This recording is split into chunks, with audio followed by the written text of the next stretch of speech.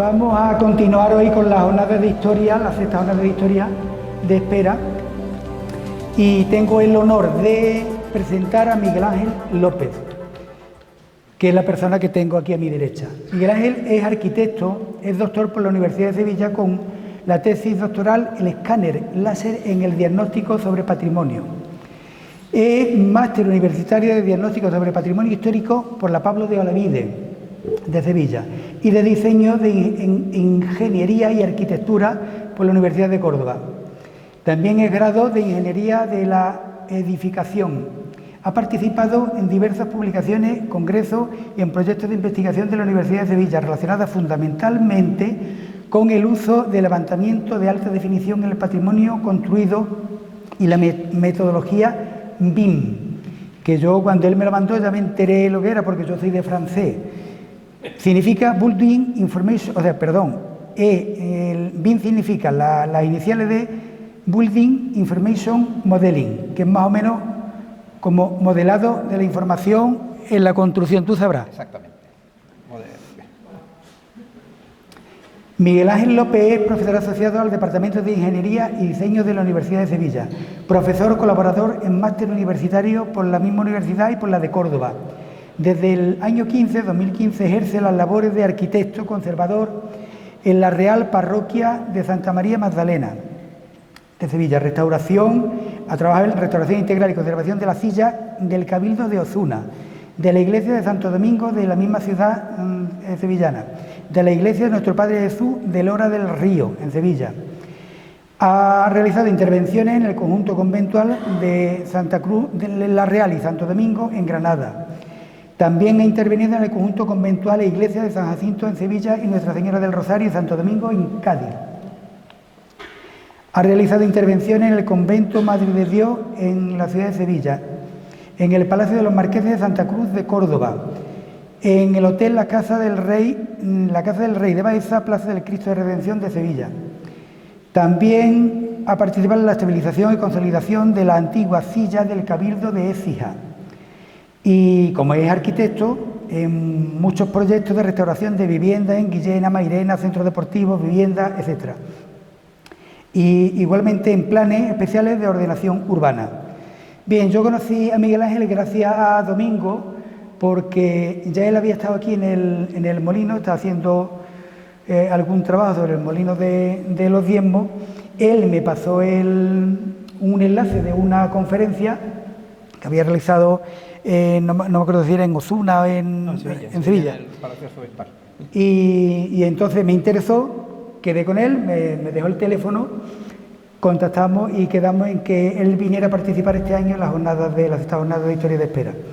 Así que como lo importante es lo que él nos diga, además una cosa novedosa, pues os dejo con él. Él tiene la palabra. Bueno, en primer lugar, buenas noches y muchísimas gracias a los organizadores de este evento por invitarme, por acordarse de mí. Yo es cierto que llevo muchos años dedicándome al patrimonio y que, digamos, esta es mi pasión es el patrimonio, pero bueno, llegué aquí de forma accidental con unos alumnos para que hicieran un trabajo en la universidad y me encontré con este edificio que ya conocía, no personalmente, pero sí no lo conocía de referencia, y pues entré en él, lo estuvimos estudiando y me enamoré de él. La misión, lo que nosotros hacemos, lo que hacemos desde el Departamento de Ingeniería del Diseño y concretamente desde nuestro grupo de investigación es hacer modelos digitales de las edificaciones históricas. O sea, digamos que es el paso actual o la forma actual de afrontar la datación, que sería tener datos por si alguna vez desapareciera, la datación y sobre todo afrontar los trabajos de restauración y de conservación del monumento. Con este sistema no solo controlamos las obras que se tengan que hacer o el mantenimiento que del edificio haya que hacer, que todo se mantiene en el mismo archivo, ahora veremos algún ejemplo, sino que además pues llevamos la obsolescencia, llevamos el control de los materiales que se están utilizando, llevamos los controles periódicos para la conservación preventiva que se tiene que hacer del patrimonio. Todo, absolutamente todo, va en un único fichero, de tal manera que cuando abrimos ese fichero, pues nos saca un informe de lo que hay que hacer con ese edificio en ese periodo de tiempo. Por ejemplo, bueno, para que nos hagamos una idea, la Catedral de Notre Dame se puede estar restaurando tal como era, porque este trabajo ya se había hecho sobre las cubiertas de la Catedral de Notre Dame, casualmente, además se había hecho de forma altruista, parecido a como nosotros estamos trabajando aquí. Se trabajó por un grupo de investigación que estaba haciendo estudios sobre la catedral y levantó con este sistema toda la armadura de madera de la catedral, y eso ha sido lo que ha permitido que ahora mismo se esté reproduciendo exactamente igual que era, porque lo que hacemos nosotros es hacer un modelo digital, bueno, realmente dos modelos digitales, un modelo digital exacto, el que llamamos modelo real, que sería una copia exacta digital del edificio, pero de esa solo tenemos la epidermis, la piel del edificio, serían superficies que tienen exactamente las mismas medidas que el edificio, en los mismos colores, o sea, en el archivo tenemos la realidad, en lo que llamamos una nube de puntos, ¿vale? Llamamos captura masiva. Y después, sobre esa nube de puntos, hacemos un modelo digital ideal, o sea, el modelo exacto de lo que el que pensó el edificio quería que el edificio hubiera sido, ¿vale? Comparando la nube de puntos con el edificio real, hacemos el estudio patológico. Vemos qué deformaciones ha ido teniendo el edificio a lo largo del tiempo y con esas deformaciones, con esa serie de pruebas diagnósticas que serían, esas y otras más, vamos determinando cuál es la sintomatología que tiene el edificio, los problemas, y definimos con eso pues los sistemas de actuación que tenemos que tener sobre el edificio. Ese es un poco el global del sistema de trabajo. Este edificio, yo llegué a este edificio, como decía, porque empecé, me encargó la Diócesis de Sevilla la restauración de una silla monumental. Hay varias sillas de una calidad. Esta, digamos, que es el paradigma, digamos, que es el resultado óptimo, la última, la perfecta, la que ya recoge todos los defectos que se habían tenido hasta entonces, todos los errores que se habían cometido, ya se han pulido y hacemos la silla de Écija, la silla de espera. La silla de espera es el paradigma de la silla de la Diócesis de Sevilla, ¿vale? Bueno, pues yo trabajé en otra que, si bien desde el punto de vista funcional o desde el punto de vista, digamos, del fin último del edificio, no tiene tanta calidad como este, sin embargo, desde el punto de vista artístico sí tiene mucha calidad también, ¿vale? Tiene un edificio de gran calidad. Yo llegué a ese edificio porque el arzobispo de Sevilla me encargó la restauración, ¿vale? Un edificio complejo, ahora lo veremos, vamos a presentar algunas diapositivas, un edificio barroco bastante complejo, y estudiando el uso del edificio, yo sabía de su conocimiento, conocía las sillas de Sevilla, donde han estado algunas, tal, pero claro, ya necesité saber más. Y investigando, en el último peldaño, pues acabé con esta silla. Llamé un día por teléfono a Domingo, que no sé cómo lo encontré el teléfono, todavía no sé si lo busqué en internet o en la guía o algo de eso, y le pedí que me dejara visitar el monumento y que me dejara hacer ese trabajo, y amablemente lo hizo, y en ello estamos. No podemos presentar el trabajo porque es un trabajo complejo. El alumno no ha tenido tiempo, desde que hicimos la toma de datos hasta hoy, de montar el trabajo. Como el trabajo no está terminado, creo que no vale la pena. Nos emplazamos, si hay posibilidad, en otra ocasión, venir con el alumno para presentar el trabajo, ¿vale? El trabajo que se está haciendo, que al fin y al cabo es un modelo digital, lo que llamamos un gemelo digital del edificio, ¿vale? En el que tenemos un edificio en un archivo informático, ¿vale? Y tenemos también esta nube de puntos en la que ir haciendo comparaciones. ¿Cómo se diagnostica? Pues yo tengo una nube de puntos de un día, y si veo que el edificio tiene alguna evolución, los grandes problemas del edificio son siempre los movimientos, ¿no? Si veo que tiene alguna evolución, tomo una segunda nube de puntos y la monto sobre la nube inicial y veo las diferencias que hay. Así diagnosticamos si hay desplazamiento o no hay desplazamiento, siempre teniendo en cuenta que estos desplazamientos no sean estacionales, o sea, lo hacemos en un ciclo. Siempre procuramos que las nubes de puntos se tomen en la misma fecha del año para que, digamos, la inclemencia en general la temperatura no afecte, porque la sensibilidad de la nube de puntos es de décimas de milímetro, ¿vale? El edificio en un ciclo anual natural varía más de varios milímetros, incluso centímetros, ¿vale? Puede variar en el periodo, en un ciclo. Si yo tomo varios años y voy viendo que van quedando deformaciones residuales, durante un periodo de tiempo tengo que concluir que hay una patología y que hay movimiento. Movimiento y edificación significa problema. Los movimientos del edificio tiene que ser estático dentro de ese periodo, de ese espacio que llamamos que afecta a los movimientos reológicos, ¿vale? Bueno, vamos a empezar un poco. La idea de lo que yo quiero comentar hoy es primero definir un poco los términos que vamos a utilizar para que sepamos un poco de lo que estamos hablando. Después, analizar la arquitectura logística que se ha dado en la Archidiócesis de Sevilla y la historia de esa arquitectura logística. Entendemos logística como almacenamiento, o sea, se trata de arquitectura para almacenamiento, ¿vale? Veremos el paradigma de esta silla, cómo en la evolución de las sillas del Archidiócesis al final se llegó a que el proyecto perfecto o la planta perfecta era la de esta silla, ¿vale? Y veremos, para entender un poco la distribución, la evolución histórica de la producción del aceite, cómo se ha ido evolucionando en la producción del aceite, y por último pues haremos una descripción arquitectónica de este edificio, del edificio que estamos tratando en cuestión, ¿vale? La primera definición que tenemos que tener por delante es, bueno, si es casa de diezmos, si es, lo llamamos molino de diezmos, realmente su denominación exacta es Cilla del Cabildo Catedral de Sevilla. O sea, la silla pertenecía al Cabildo Catedral de Sevilla. ¿Por qué? Pues porque el Cabildo Catedral de Sevilla históricamente tuvo la potestad de recoger los diezmos de la producción agrícola o de la producción en general, también ganadera y también hortícola, toda la producción que se hacía. Esos diezmos pues eran como impuestos que se utilizaban a diversas funciones, ¿vale? La misión de la recogida de impuestos la tenía el Cabildo Catedral. Este municipio, como ahora vemos, pertenecía a la Archidiócesis de Sevilla y, por tanto, pues estos edificios los tenía la Archidiócesis de Sevilla para ir almacenando este material. Generalmente o fundamentalmente almacenaba aceite. El aceite era uno de los grandes problemas que nosotros hoy lo entendemos de otra forma porque al aceite le damos otro valor. El valor del aceite ha cambiado mucho a lo largo de la historia de la humanidad, ¿no? En la época primitiva, hasta los romanos, el aceite se utilizaba para iluminación. Durante los romanos se utilizó algo más para alimentación, pero después vino la Edad Media en la que volvió a la iluminación y no se utilizaba, no se consumía el aceite de oliva o solo se consumía en niveles sociales muy bajos, no era un alimento común. Luego volvió a ser, después del Renacimiento, no volvió a ser otro elemento de uso común. Entonces, la catedral concretamente, el Cabildo Catedral, necesitaba ingentes cantidades de aceite para iluminar la catedral. O sea, la catedral y todas las iglesias de la diócesis. O sea, todo el mundo necesitaba aceite para iluminar. Entonces, una de las obsesiones del cabildo era tener edificaciones en las que poder almacenar ese aceite, que era muy necesario porque era imprescindible para la vida, digamos, de la iglesia, ¿no? La recogida de diezmos la hacía el arzobispado por diversos métodos. No vamos a entrar tampoco, ni vamos a entrar un poco en cómo se hacía el reparto. Lo que sí es cierto es que de esos diezmos se llamaban siempre las primicias porque había que entregar la primera décima parte de todas las cosechas.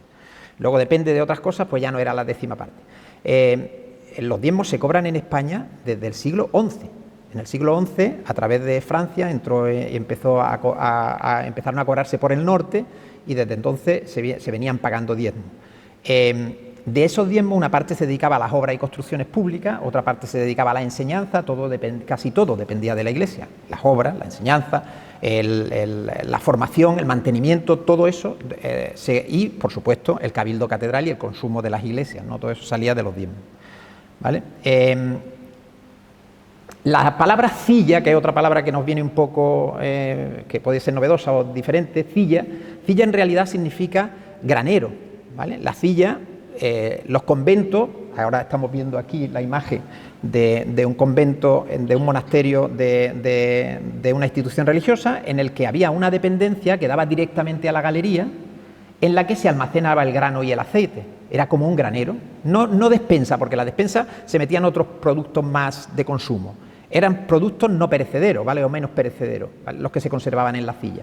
La cilla generalmente pues daba a una nave del convento y de ahí viene la denominación. Todos los conventos tenían una cilla, que era el lugar de almacenamiento de estos productos alimenticios o de estos alimentos no perecederos, ¿vale?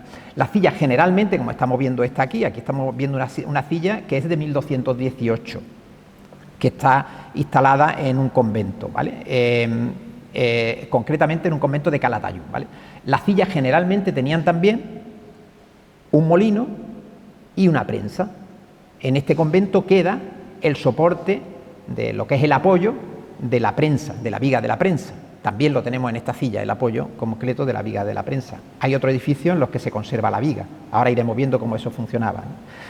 Bien, entonces, desde estos orígenes se viene denominando cilla a ese almacén vinculado generalmente a la iglesia, en el que se almacenaban los productos no perecederos, fundamentalmente grano y aceite, ¿vale? Bien, la archidiócesis de Sevilla ha evolucionado mucho. Aquí tenemos lo que era la archidiócesis de Sevilla cuando se construyó la cilla. Ocupaba toda la provincia de Huelva y lo que es hoy la diócesis de Sidonia, de Sidonia Jerez, ¿no? Sidonia Jerez, que se escindió. La de Sevilla, pues la de Huelva estamos viendo que se escindió en 1953 y la de Sidonia Jerez 1980. Lo recordaremos mucho, no hace tanto tiempo que se escindió. Entonces, hasta entonces, este municipio pertenecía, desde el punto de vista eclesiástico, a la archidiócesis de Sevilla. Por tanto, el edificio de almacenamiento para los diezmos era lógicamente administrado por el Cabildo Catedral. De los diezmos se encargaba el Cabildo Catedral. La Iglesia distingue muy bien entre lo que es el control de la diócesis y el Cabildo Catedral. Son como dos órganos. Antes hablábamos hasta los archivos son diferentes. Antes hablábamos de cómo funciona la Iglesia, es complejo, hay que entenderla porque cuando ya te metes a trabajar en cosas entonces lo vas entendiendo.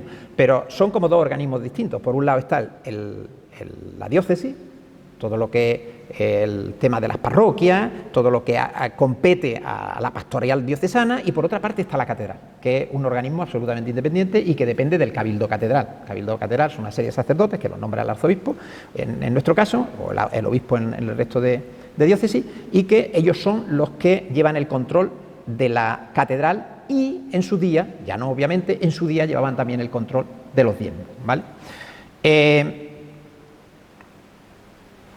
¿Qué ha ocurrido con estos edificios? Bueno, pues todos los edificios de la Iglesia, como sabemos, durante el siglo XIX surgió esta revolución de las desamortizaciones, y es que se le expropiaron a la Iglesia todos sus bienes, se le confiscaron todos los bienes, ¿vale?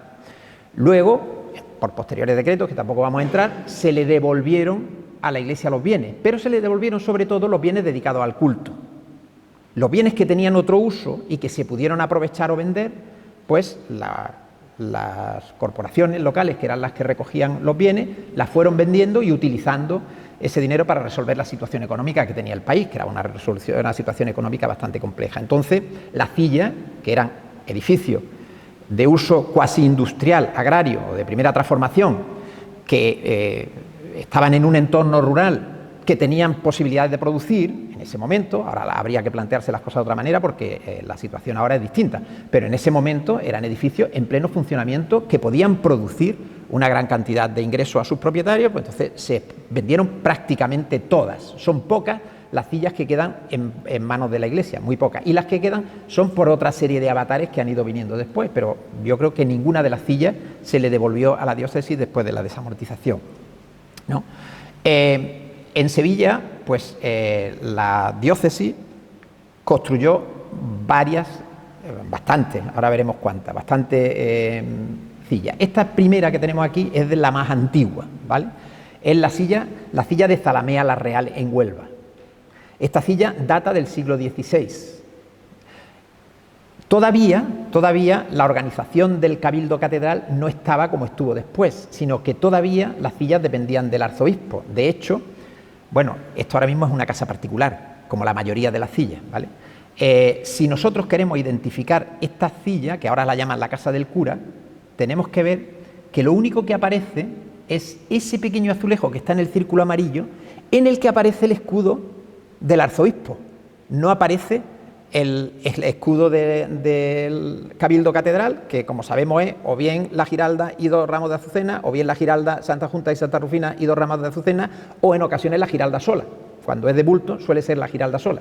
O, ahora veremos, pues, mezcla de ese tipo. Siempre están esos tres, digamos, esa iconografía habitual en el escudo del Cabildo. Es la giralda central siempre, y luego flanqueada por Santa Justa y Rufina en algunas ocasiones, y en otras por Santa Justa Rufina y 2 jarrones de azucenas. Los jarrones de azucenas reflejan, o sea, vienen a representar los 4 jarrones de azucenas que tiene la Giralda en las 4 esquinas, ¿vale? Es una representación de esos 4 azulejos. La Giralda era como el emblema del Cabildo Catedral, ¿vale? De hecho, no hay muchas dudas de que pueda ser la Giralda el emblema del Cabildo Catedral, ¿no? O sea que eso es una situación.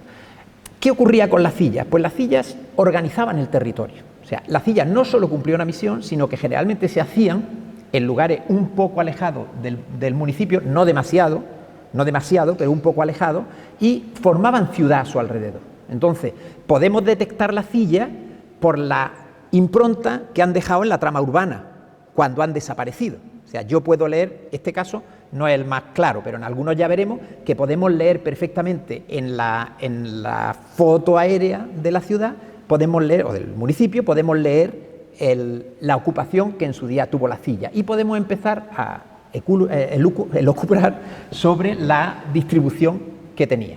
Podemos imaginar qué distribución tenía el edificio, ¿no? Aquí vemos esta cilla de Zalamea, que doy al que no es, aquí, en la que podemos ver que no sé, se ve, ¿no?, la flechita. Este edificio es lo que resta de la cilla.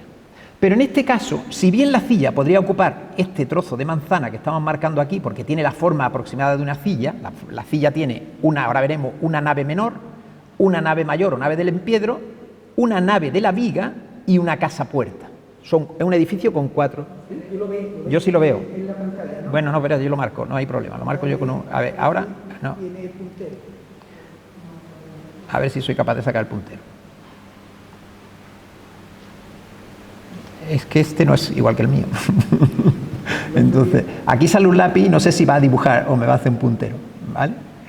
La flecha, ahora se ve tampoco, ¿no? No.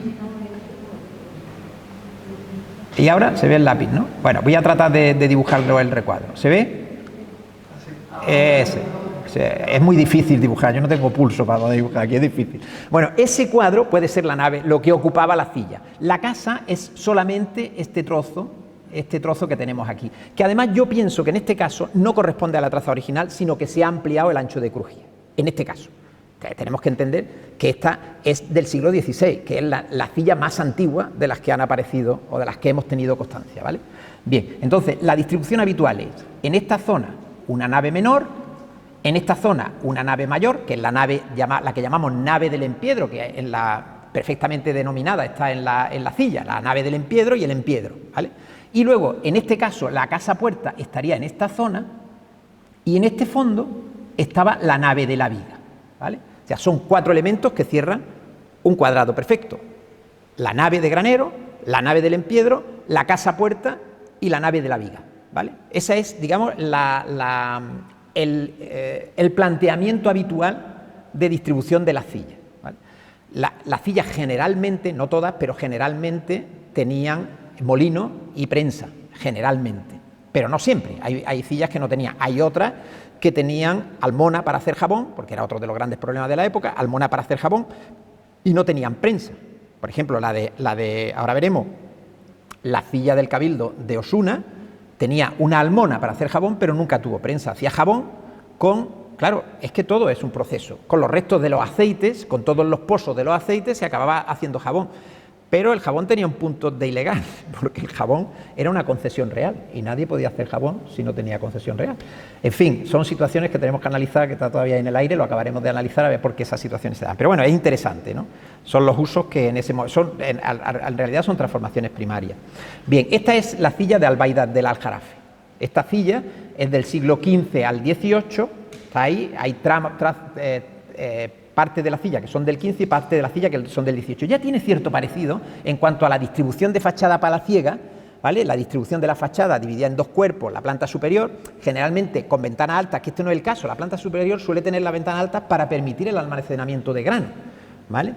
Y en la planta inferior pues suele tener una distribución palaciega con una planta o una puerta principal perfectamente resuelta, caso digamos cumbre de calidad, el de la cilla de Morón u otra cilla, la cilla de Osuna, ahora veremos que es un caso específico. Este también tiene una muy similar a esta. En este caso el ladrillo, en el nuestro es piedra, pero también es una puerta sencilla, de gusto barroco, como habitualmente fueron evolucionando hasta el gusto barroco. El gusto barroco estuvo muy ligado a la diócesis de Sevilla, o sea, en la diócesis de Sevilla hubo un momento que se decidió o optó porque todos los edificios de tipo, salvo los que eran históricos, pero edificios de tipo funcional, pues se ascribieran al gusto barroco. Y aquí vemos que esta lo que tiene es un azulejo que se ve aquí, en el que se representa la Giralda, también pequeño, en el que se representa la Giralda, y es que no sé si ahí se ve bien, yo aquí lo veo muy pequeñito, ¿sí? Se representa la Giralda y los dos ramos de azucena, ¿vale? Los dos jarrones de azucena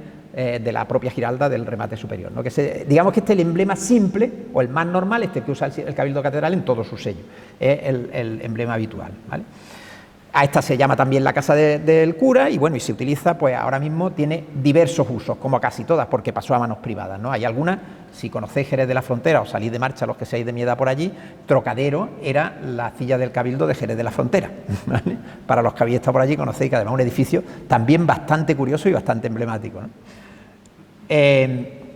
La traza de este edificio en la ciudad, pues también se puede leer perfectamente. Tenemos esta sería la fachada principal, a ver si soy capaz de dibujarla, este es el edificio, ¿vale? Entendemos, es que no puedo dibujar porque esto es muy complicado con el rato, ese cuadro sería el espacio que ocuparía el edificio. En este caso la fachada, como en la de aquí, es la casa puerta, o sea, la fachada, la puerta principal, accede directamente por la casa puerta al patio de operaciones, que sería la parte central que cercan los cuatro edificios. Ya iremos analizando un poco la tipología, ¿vale?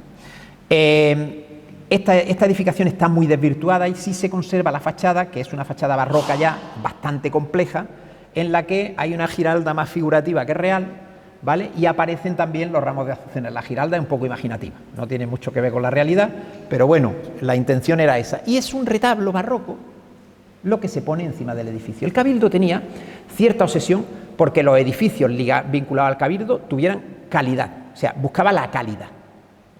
Había una parte, que era la parte, digamos, la parte de oficina o la parte de la casa puerta, donde los propios canónigos se quedaban cuando venían de visita, ¿vale? Había una residencia para canónigos, ¿vale?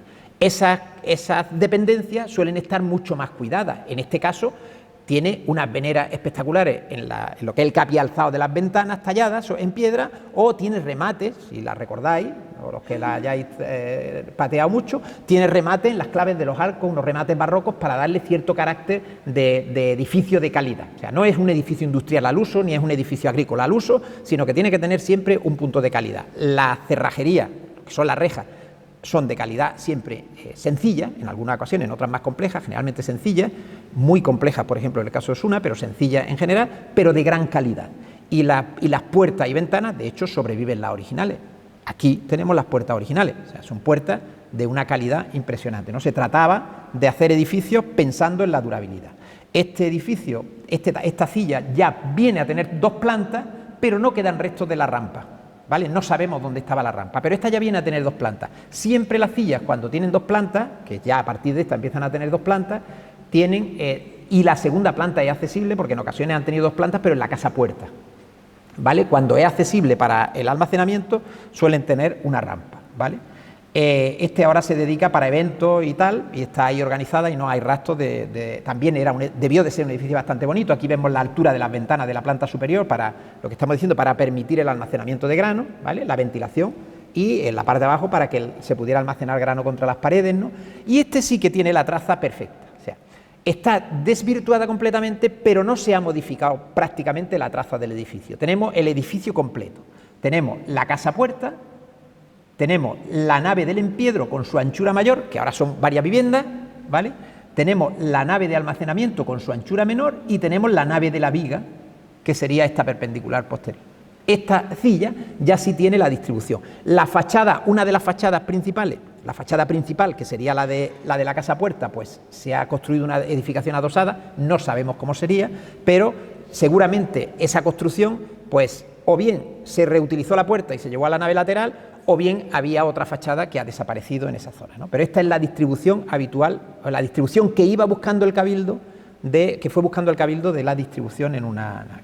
Esta otra que vamos a ver es la de Marchena, que en esa obsesión del Cabildo por buscar el aspecto de casa de calidad, esta llega incluso a tener ese orden murario que vemos, que es que la fachada llega a conformarla con una serie de órdenes para darle cierto aspecto palaciego. O sea, aquí el Cabildo buscaba ya que la silla tuviese un cierto aspecto palaciego, ¿vale?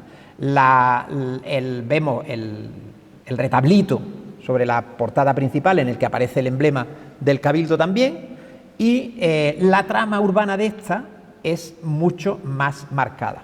Tiene una gran deformidad, probablemente sea un error de construcción, que son graves, estos errores son frecuentes, aunque nos parezcan exagerados, eran frecuentes, se solían dar los errores de este tipo. Probablemente sea un error de construcción porque el trazado también fue en la afuera, ¿vale? Tiene una deformación importante, pero aquí podemos distinguir perfectamente las naves. Además, aquí vemos que tanto la nave del empiedro, que es solo un poco mayor que la otra, como la nave de almacenamiento, como esta sería la nave de la viga, y esta, que tiene mayor fondo, sería la casa puerta, que ahora le han construido también algo delante, ¿vale? Seguramente esas construcciones sea porque alguna vez se aprovechó la casa puerta y se amplió por delante, y por eso esa construcción adosada que vemos habitualmente en la casa puerta, ¿no? Perdón. Bueno, ahora vamos a ver la silla de Écija, que está muy desvirtuada, pero esta ya sí tiene la rampa, ¿vale? De esta que acabamos de ver son viviendas particulares, todo está loteada en viviendas particulares, han respetado la estructura de la casa, supongo que por economía de medios, porque no ha estado catalogada, no sé si ahora lo está, han respetado porque era una estructura de calidad y por economía de medios la han aprovechado, no por otra razón, o sea y se ha respetado íntegramente la distribución. Bueno, esta otra es la de Écija, en la que vemos que se busca, aquí ya se llega al barroco de fingir la decoración muraria. O sea, estas imágenes que vemos es como se ha quedado después de la restauración. Yo me encargué de la restauración de este edificio. Vemos que sacamos lo que quedaba bajo las capas de pintura, estaba pintada, encalada de 200 años de capas de cal una encima de otra, pues llegamos hasta el estrato de la pintura original y dejamos constancia de lo que había y dejamos algunos testigos, como este balcón frontal que se ve ahí, para que se conociera un poco cómo había estado decorada con arquitectura fingida. Yo creo que ya más barroco que la arquitectura fingida no hay nada, ese es el sumum del barroco.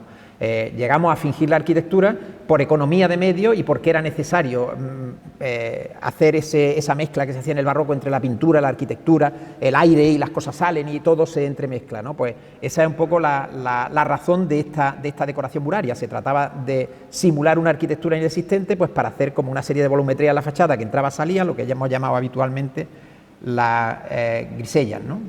Bien. Esta tiene el sistema, es un sistema de bóveda. La rampa no la hemos visto, pero hay una rampa, no la hemos visto, no estaba en la diapositiva anterior.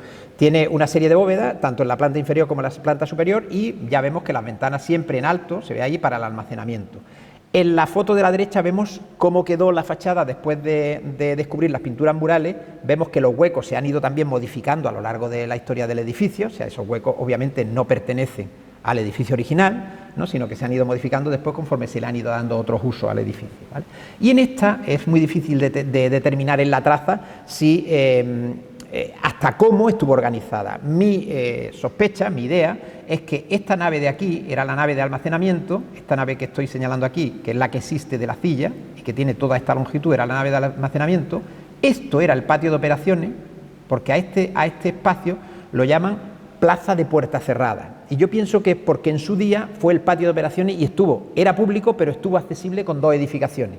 Y la otra, que debía ser la nave del empiedro, que debía estar sobre esta calle, se derribó posteriormente, ¿vale? Y al final quedó solo la nave del almacenamiento, ¿vale? Mi teoría, no lo sé, no la hemos podido comprobar. Por último, penúltima, entre las sillas, pues tenemos la de Morón de la Frontera, que es una silla, bueno, yo no la conozco demasiado, aquí hay quien la conoce bastante mejor que yo, tiene pues una traza, parece ser que bastante similar a la de aquí, ¿vale?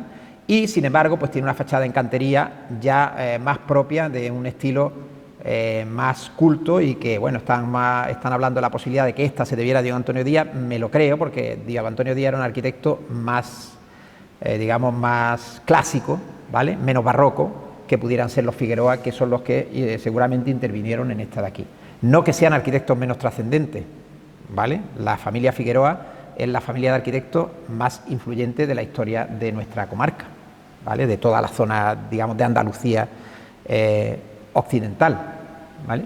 Pero, bueno, Diego Antonio Díaz era un arquitecto mucho más racional y mucho más próximo a la arquitectura clásica, ¿no? Entonces me pega más que pudiera ser así como estaban diciendo. Pero, en fin, que estos son comentarios. Aquí tenemos otras vistas. Este edificio, pues, por lo que estábamos hablando, yo no sabía exactamente cuál era la situación. Sí sé que una vez se me acercó una restauradora en una conferencia que di en una ocasión por otra cosa, y se me acercó una restauradora de Morón a decirme que ella conocía el edificio. Ahora me he acordado que lo conocía y algunas cosas, y tengo los datos de esta restauradora.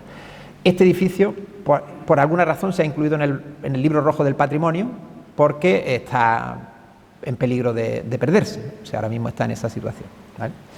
Y la traza de este edificio, pues sí es bastante clara. Lo que pasa es que del edificio pues queda esta nave, ¿vale? Tendríamos aquí el patio de operaciones. Esta sería la nave del Empiedro, pero también está ahora mismo pues todo un poco amalgamado, ¿vale? Está todo complicado. Yo no lo conozco demasiado, pese a la situación. Otra curiosa, esta, que es la de Borno, que está convertida en una vivienda unifamiliar, ¿vale? Pero han respetado el escudo del Cabildo. En este caso tiene a Santa Justa y Rufina, una catedral imaginativa, perdón, una giralda imaginativa y los dos jarros de azucena, ¿vale? Es lo único que queda de esta silla. La traza es muy difícil de determinar porque es una casa grande, pero la distribución que tiene ya 3 crujías, tal, es difícil de determinar, no corresponde. Seguramente algunos de los muros sí, por la calidad de los muros, pero la cubierta no corresponde con la estructura original.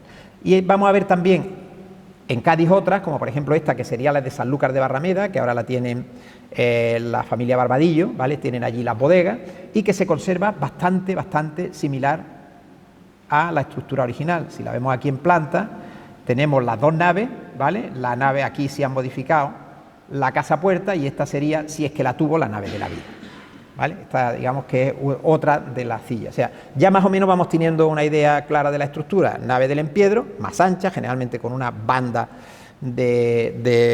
con un pórtico de columnas, ¿vale?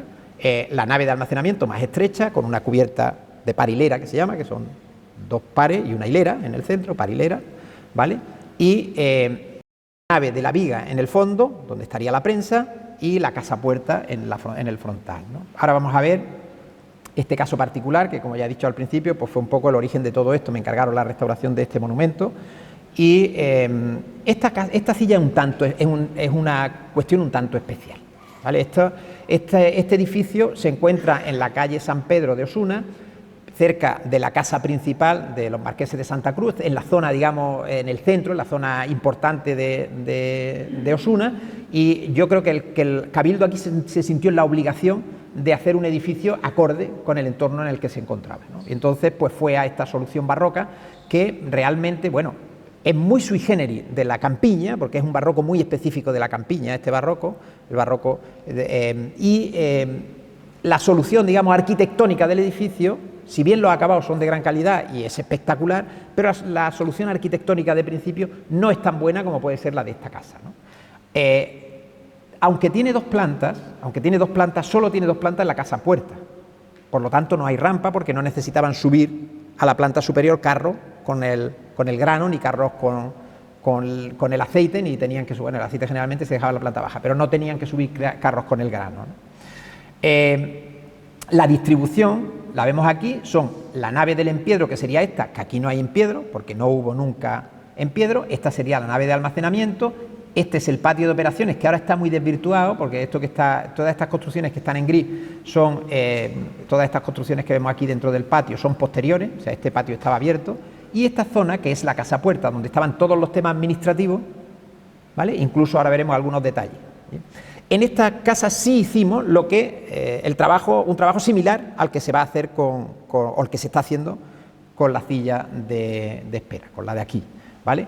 Vamos a ver un poco la idea de cómo se está trabajando. Esta sería una sección de los sótanos del modelo BIM, ¿vale? Este es el modelo BIM. El modelo BIM es tridimensional, pero no solo tiene la forma, sino que cada elemento que toco, puedo conocer todas las características del elemento. Puedo conocer la densidad, la capacidad de mecánica, el aislamiento térmico, el aislamiento acústico.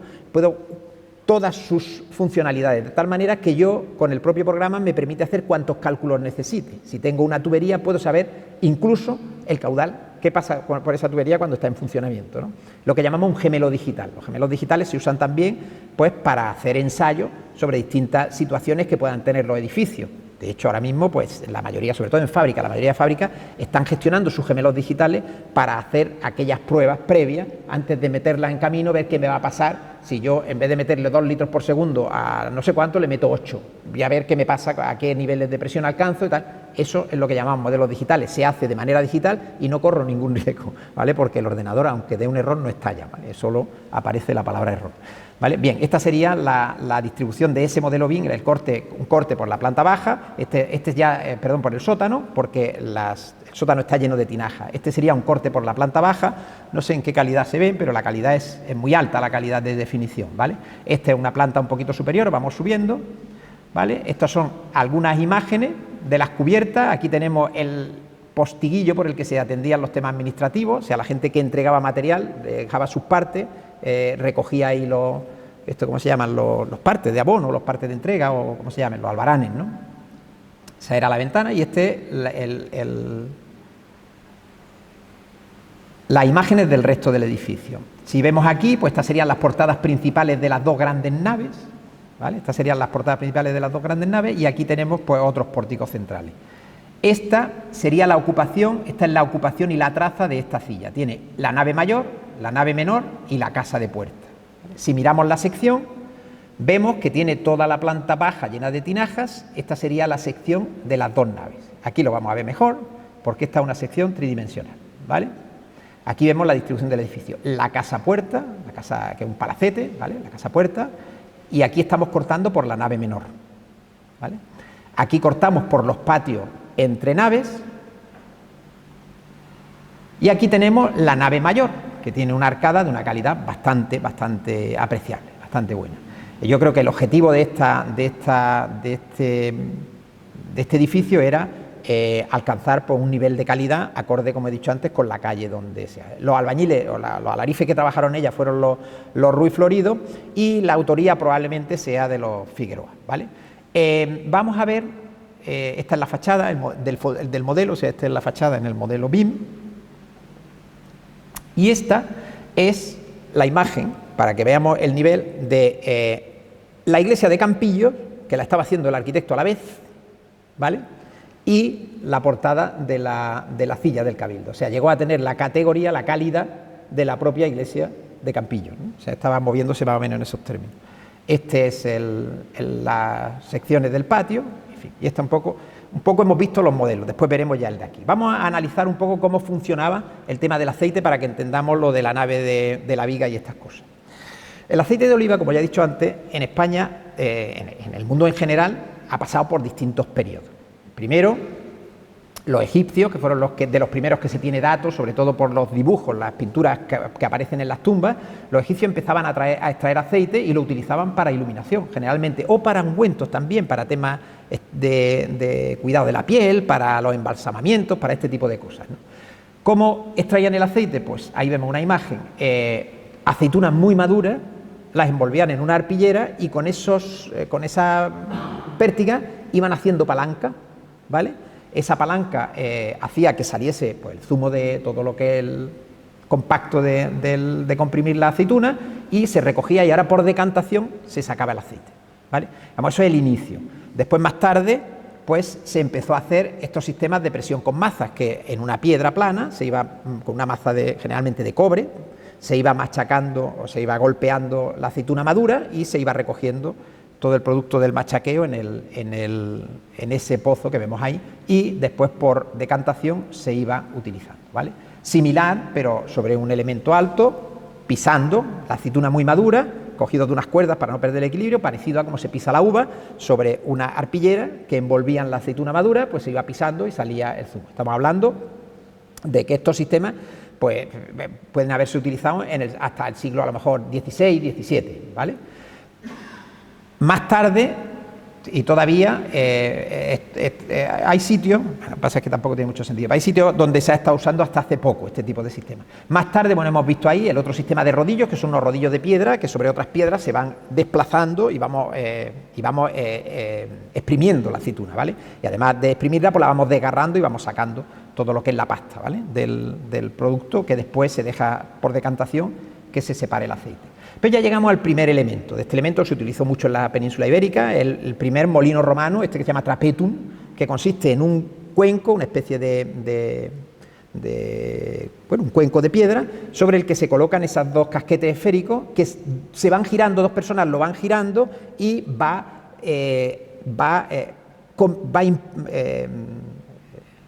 comprimiendo y va exprimiendo a la aceituna, pero además la va desgarrando, porque el movimiento giratorio hace que se desgarre el producto del hueso, ¿vale? Pero el hueso lo dejaba, en este caso lo machacaba porque le caía el peso de la roca, machacaba mucho el hueso. Pensaron los romanos que el hueso le quitaba calidad al aceite, que ahora parece que no se piensa así, y se empezó a utilizar este segundo tipo de molino. Este segundo tipo de molino, el que se llama de piedras concéntricas, es el que más se ha usado en la península ibérica, ¿vale? Durante la dominación romana. De hecho, aparecen constantemente en el Valle de Guadalquivir restos de este tipo de molino. Es una piedra vertical, esta piedra vertical que como acaba en punta, ¿vale? Que tiene una estría, generalmente una piedra de granito, tiene una estría y luego otra piedra que abraza por encima con la separación justa que se regula con esas maderas para que la aceituna pase sin que el hueso se rompa. Entonces se va vertiendo aceituna por arriba, se va girando la piedra, tracción manual, todo esto lo mueven personas, ¿vale?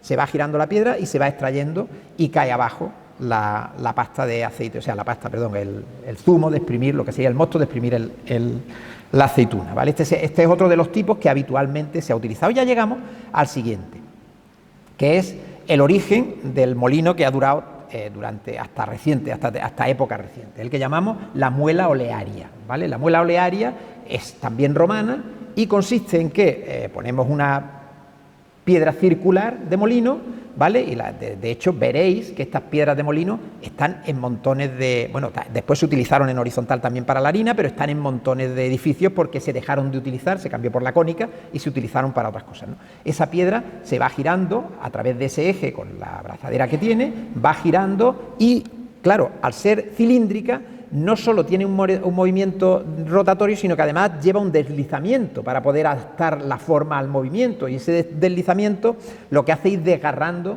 del hueso todo el producto, ¿vale? Y va dejando el hueso limpio. Esta muela olearia se ha utilizado durante muchísimo tiempo. Después se mecanizó, se animalizó, ¿vale? Y se usó con tracción animal, hasta no hace tanto, hasta la revolución industrial. En este caso, pues una muela olearia, de la que también tiene esa fricción que decimos, y tiene estos dos elementos que lo que hacen es una tolva en la que vertemos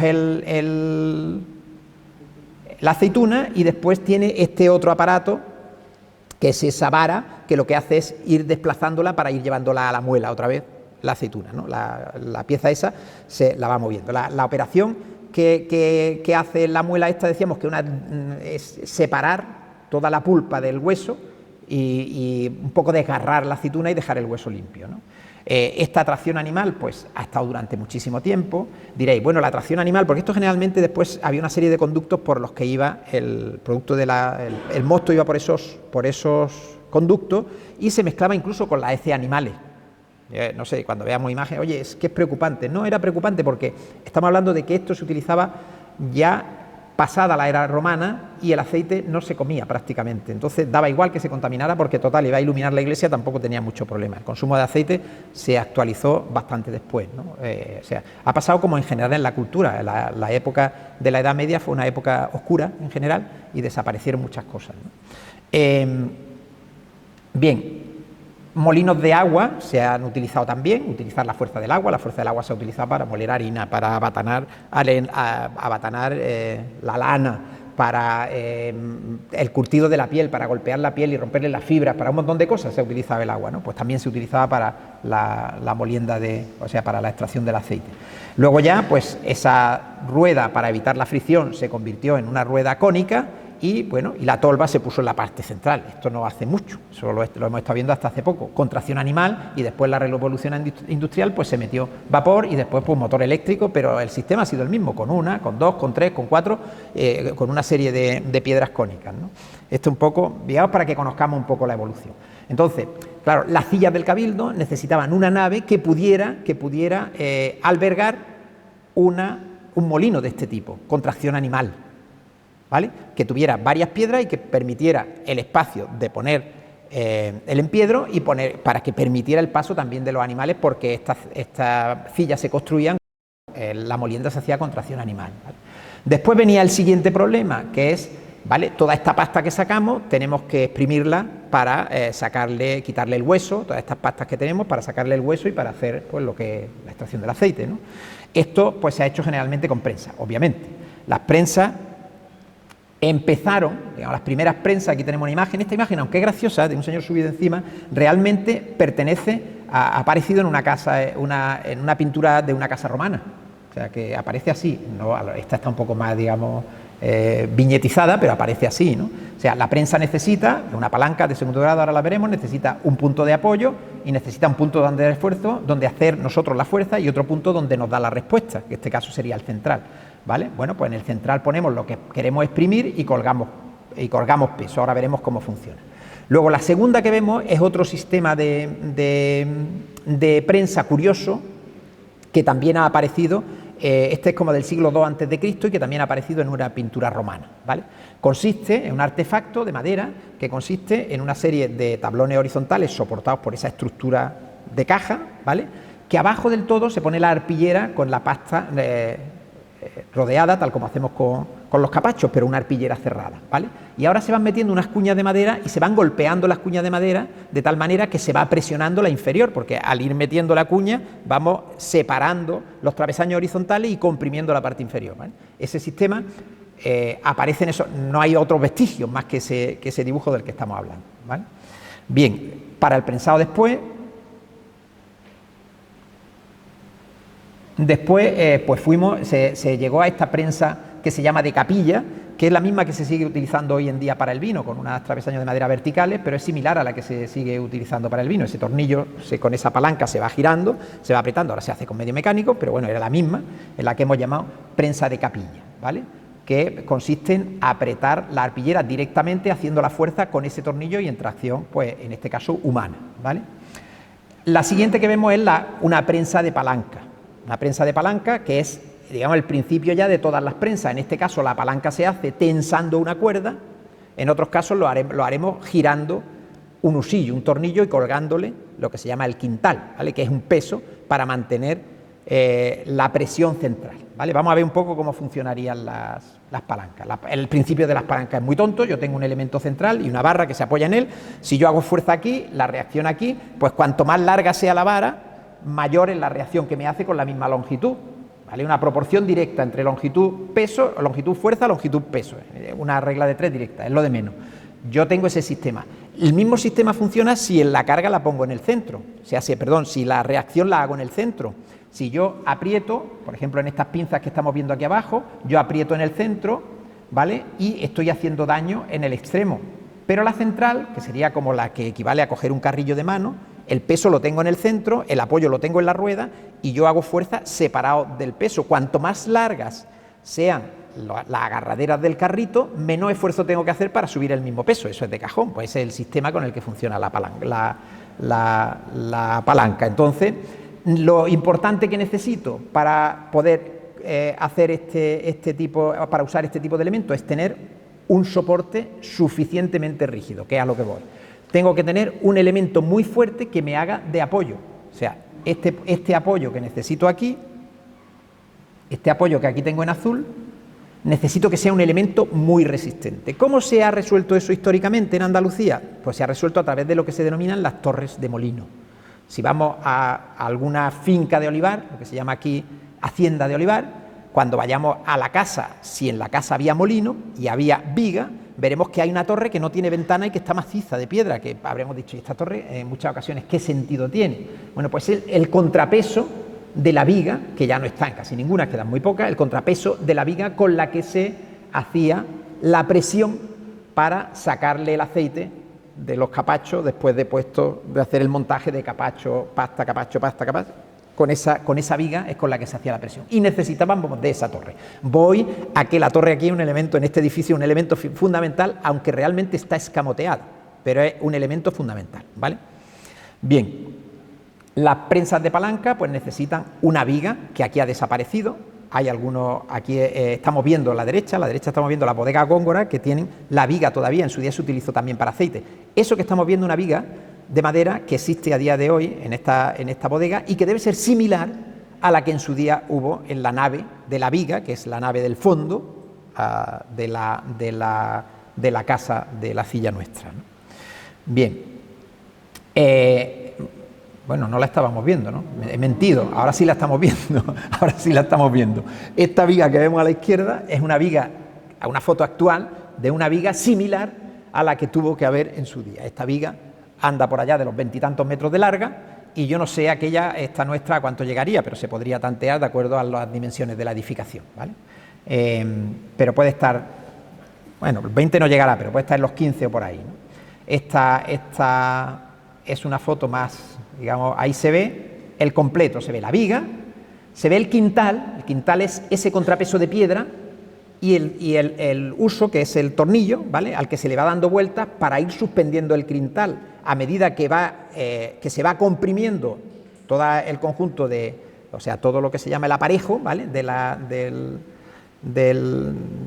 pasta y la estera. A medida que se va comprimiendo va bajando y toca el quintal en el suelo. Cuando toca el quintal en el suelo se le dan 3 vueltas de tuerca y el quintal, bueno, la palabra quintal la utilizamos habitualmente, coloquialmente, pesa un quintal, pues es el quintal, ya sabemos, eso pesa un quintal, pues es un quintal, ¿no? Y se le van dando vueltas de tuerca, nunca mejor dicha la expresión, se le dan vueltas de tuerca para volver a cargar y para que vuelva a coger peso la viga. Ese es un poco el sistema, ¿vale? Bueno, vamos ya, que más o menos hemos visto el tema, vamos a ver en realidad y analizar un poco la estructura arquitectónica de la Cilla del Cabildo de Espera o el Molino de los Diezmos, como aquí lo llamáis, ¿vale? Bien, la Cilla del Cabildo de Espera, aquí está, ¿vale? Bueno, lo primero que tengo que decir es que hay unos estudios que hicieron los hermanos Millán, con los que hicieron unos levantamientos de plano. Quizás yo es lo único que he encontrado que se haya estudiado hasta ahora de la Cilla. Nosotros trataremos de hacer algunas publicaciones más, pero yo creo que la única publicación científica, no tan científica, porque está en una revista que no está indexada, pero bueno, es un trabajo científico. La única que se ha hecho es la de estos dos hermanos, que han hecho un levantamiento bastante bueno, con bastante calidad, cogen las deformaciones que tiene el edificio, pero sin embargo adolecen de algunos defectos que ahora hablaremos, que además son trascendentes a mi entender, ¿vale? Como estamos viendo, este molino se vende en subasta en el año 1875, que me corrija Domingo si me equivoco, que se lo sabrá mejor que yo, y la autoría en principio la otorgamos por la fecha, lo estábamos hablando antes, nosotros otorgamos la autoría de los edificios de la diócesis sin entrar en el archivo, por la fecha del que estaba denominado maestro mayor de obra del arzobispado en ese momento, porque esto era una obra que dependía del maestro mayor del arzobispado, ¿vale? En ese momento del Cabildo Catedral, el maestro mayor era Ambrosio de Figueroa durante un tiempo y su hijo Antonio Matías de Figueroa, ¿vale? Ambrosio de Figueroa, un arquitecto de la saga de los Figueroa, fueron 3 arquitectos. Antonio Matías, Ambrosio y Leonardo. Leonardo fue el primero, Ambrosio el segundo, o sea, Leonardo abuelo, Ambrosio padre y Antonio Matías hijo, ¿vale? Para que veáis la talla de los arquitectos, Leonardo de Figueroa, entre sus obras, pues está la iglesia de la Magdalena, que es la que yo tengo el honor de ser el conservador ahora, el Palacio de San Telmo, que conoceréis, un edificio de una calidad impresionante, la fachada de la iglesia del Salvador de Sevilla, entre otras. O sea, las obras de Leonardo de Figueroa pueden ser las obras barrocas más importantes de Andalucía occidental, porque en Andalucía oriental había otra familia de arquitectos del mismo nivel, la parte de Granada, sobre todo en Granada, ¿vale? Pero de la parte de Andalucía occidental puede ser la saga de arquitectos más estratégica. Eso ya le da un punto al edificio, o sea, no estamos hablando de un edificio cualquiera, estamos hablando de un edificio que tiene trazas de los Figueroa. ¿Por qué definimos Ambrosio de Figueroa y Antonio Matías? Bueno, porque en el periodo de la construcción estuvieron los dos. Durante ese periodo estuvieron los dos, ¿vale? ¿Qué nos queda por hacer? Mucho. Una de las cosas, pues ir al archivo catedral y revisar las visitas que pudieran haber hecho, los pagos que se le pudieran haber hecho y controlar la situación. Pero en principio no es descabellado. Y luego no es descabellado tampoco por la tipología del edificio. La fachada es típica fachada que se le puede asignar a Ambrosio de Figueroa. Si analizamos detalles del interior, como las veneras, con la iglesia de San Jacinto, por ejemplo, que es de la misma mano, pues hay unas similitudes importantes. O sea que no está acreditado, pero no hay mucha duda. No lo tenemos datado o documentado, pero no hay mucha duda en que pueda ser así, ¿no? Bien, la edificación, como he dicho, es el cúmulo de muchos años de aprendizaje, de muchos errores y de muchas correcciones de errores, ¿vale? Muchos años de aprendizaje, el Cabildo Catedral llegó a la conclusión de que la solución del edificio, la solución ideal del edificio por algo es el último, ¿vale? Es el último de los grandes edificios de tipo, logístico que hizo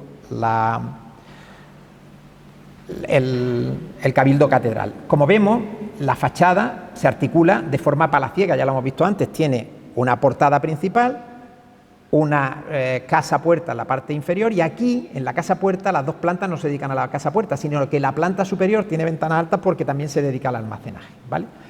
El emblema del Cabildo Catedral, pues este azulejo, que lo conocéis, que estáis cansados de verlo, y tiene una peculiaridad que es esta lápida que aparece ahí debajo, en la que, pues en esa inscripción se explica que el edificio, en teoría, se construyó en 1771, eso dice esa, y obviamente que lo construyó el Cabildo y que el titular del edificio era el Cabildo de la Catedral de Sevilla, ¿no?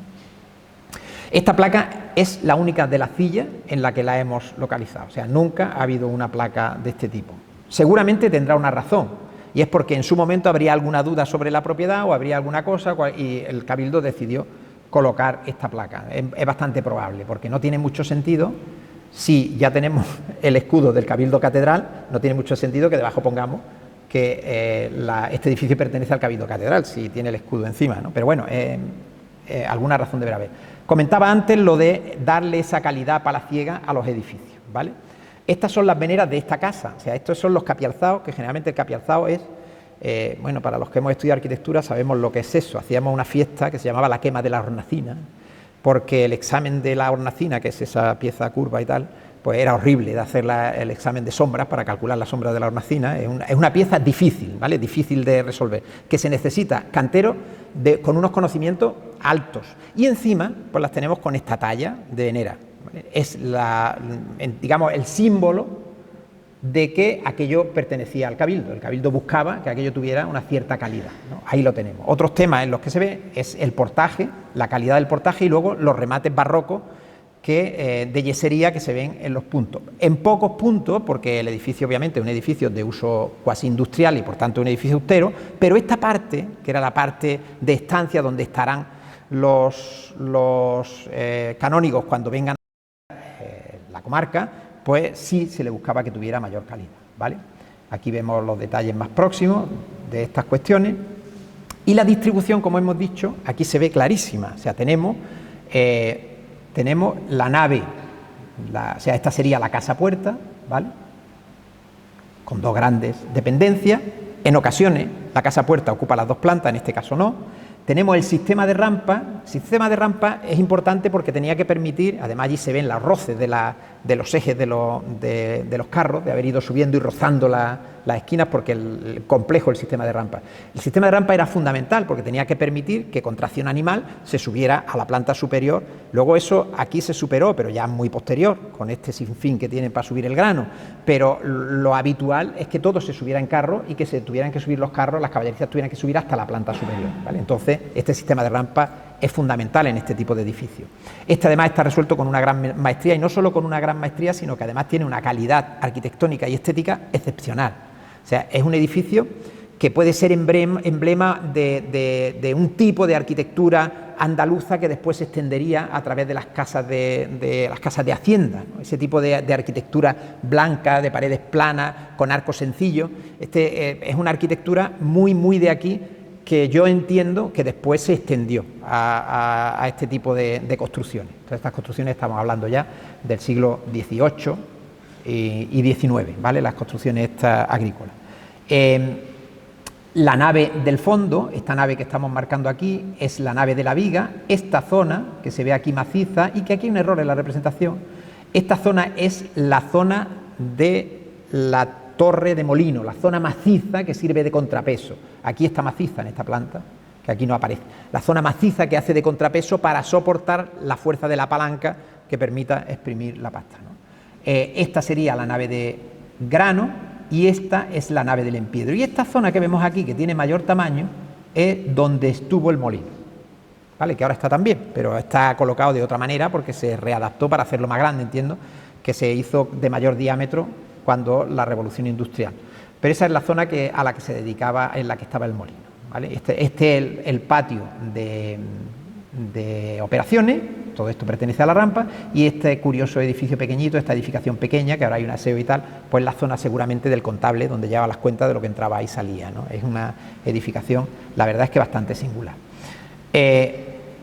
Aquí podemos observar cómo, de forma velada, pero el arquitecto quiso dejar constancia de la torre de molino. O sea, la torre no aparece como tal, pero sí la señala con estos 4 pináculos y con esta cornisa específica que no recorre el resto del edificio, sino que solo ocupa la torre de molino. O sea, el arquitecto quiso hacer un edificio único, con aspecto palaciego, pero que tuviera cierta indicación de que aquello tenía un uso, otro uso específico, ¿vale?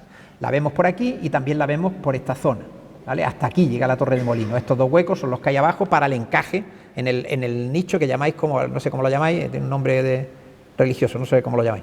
El hueco ese donde en realidad entraba la viga para enganchar y hacer la palanca contra todo el contrapeso, que era todo este macizo de piedra, ¿vale? Esa es la torre de molino. Este es el hueco que decía, que se ve aquí perfectamente.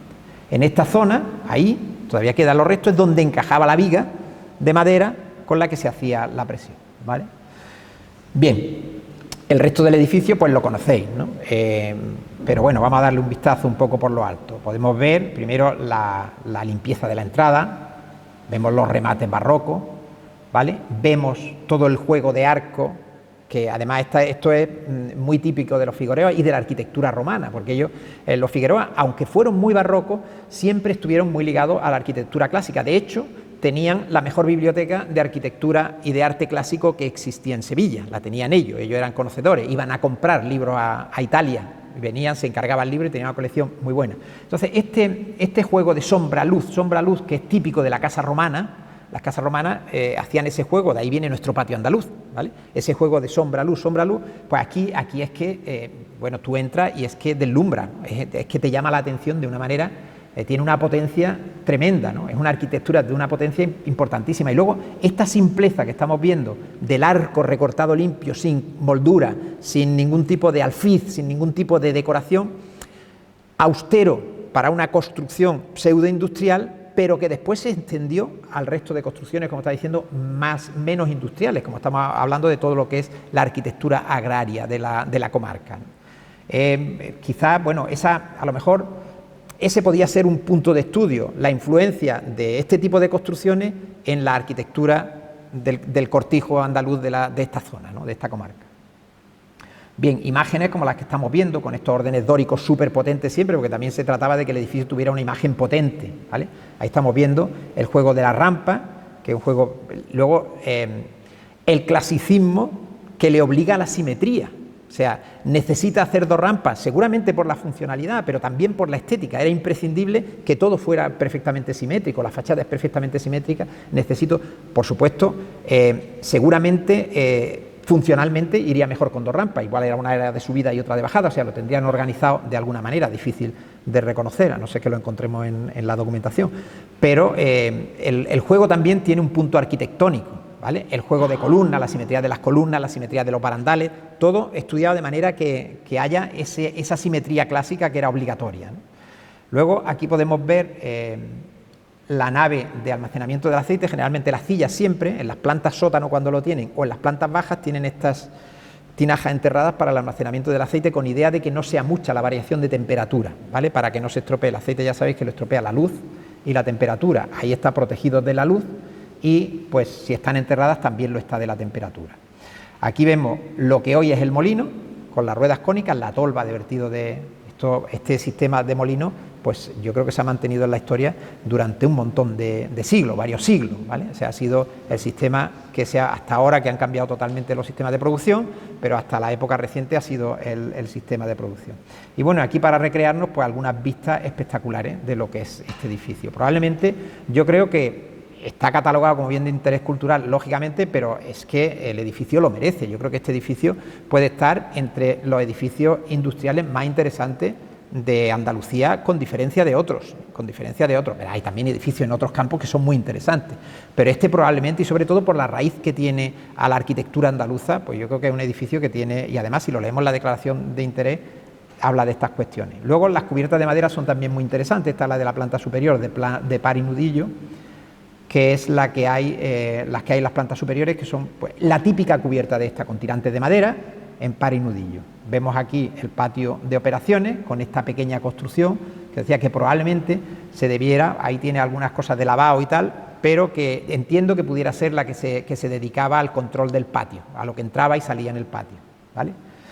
Y la traza, pues aquí vemos cómo ha organizado la ciudad. O sea, esta calle obviamente se ha organizado en función, primero estaba la Cilla y después la ciudad se ha ido organizando, o esta zona se ha ido organizando en función del edificio, y la impronta que buscaba el arquitecto, lógica impronta de un edificio palaciego. O sea, si nosotros no supiéramos el uso que tiene y viésemos esta foto, pensaríamos que sería probablemente una casa palacio. Y esto es, primero, yo creo que es uno de los edificios que más me ha entusiasmado en mucho tiempo. Seguimos trabajando en él y seguramente pues en un tiempo que esperemos que sea corto tendremos datos de ese modelo digital como el que hemos visto, pero ya de este edificio, ¿no?, que será en un periodo corto. Así que muchísimas gracias por su paciencia y si quieren cualquier duda o aclaración, pues ningún problema, o cualquier comentario, ningún problema. Gracias.